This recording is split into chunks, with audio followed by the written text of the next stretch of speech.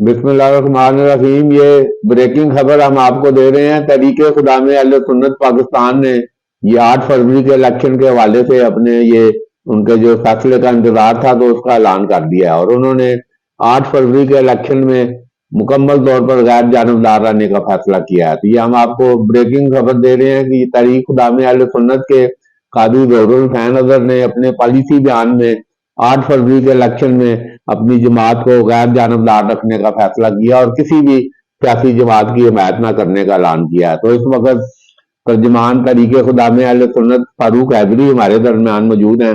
فاروق حیدری صاحب، یہ کیا مطلب ہے؟ تمام P T I, Muslim league نون اور سارے یہ آپ کے ادھر مدنی ہیڈ کوارٹر پر گئے ہیں، جی تو پھر یہ آج کیسے پھر یہ سارا فیصلہ مشاورت ہوئی ہے، کیا ہوا ہے سارا؟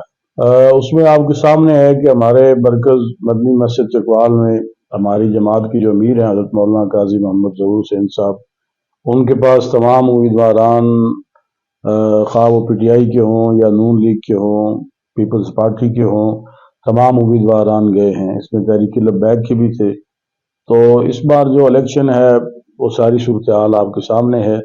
تو ہم نے اس الیکشن میں حضرت نے جو اپنا تمام جماعتی احباب کی مشاورت کے بعد جو فیصلہ کیا ہے وہ یہی ہے کہ اس الیکشن میں ہم غیر جانبدار رہنے کا فیصلہ غیر جانبدار سے آپ کیا مراد دیں گے؟ کہ کارکنوں کو آزاد کر دیا ہے یا کیا مطلب ہے، کیا پالیسی ہے؟ جی، اس میں ہم نے کارکنوں کو آزاد چھوڑا ہے کہ ہماری جو کیونکہ تحریک خدام اہل سنت والجماعت ایک خالص مذہبی اور نظریاتی جماعت ہے، اور اس میں ہم نے اپنے کارکنوں کو جو قائد اہل سنت رحمۃ اللہ علیہ حضرت مولانا قاضی مظہر حسین صاحب کی جو گائیڈ لائن ہے اس کے مطابق ہم نے اپنے تمام امیدواروں کو پالیسی جاری کر دی ہے۔ وہ آپ نے حضرت قاضی مظہر کا ذکر کیا تو مجھے بھی ان کی نیازمندی کا شرف تھا۔ تو وہ کہتے تھے کہ یہ ووٹ دینا کوئی نہیں ہے، تو مگر کیونکہ ووٹ ایک قومی فریضہ ہے، تو وہ کہتے تھے میں خود ان کے الفاظ میں رہوں گا کہ یہ دونوں برے، اس وقت 2 ہوتے تھے مزاج، کہ دونوں برے ہیں، مگر کیونکہ ووٹ تو دینا ہے نا تو کم برے کو دو۔ یہ وہی گائیڈ لائن ہے۔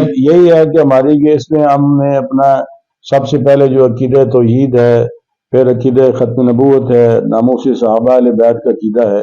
تو ہم نے اپنے کارکنوں کو یہی گائیڈ لائن دی ہے کہ اس الیکشن میں ہم نے اپنے کارکنوں کو آزاد چھوڑا ہے کہ وہ اپنی مرضی کے مطابق اپنے مشن اور کاز کو دیکھتے ہوئے جس امیدوار کو بہتر سمجھتے ہیں وہ اپنا حق رائے دہی استعمال کریں۔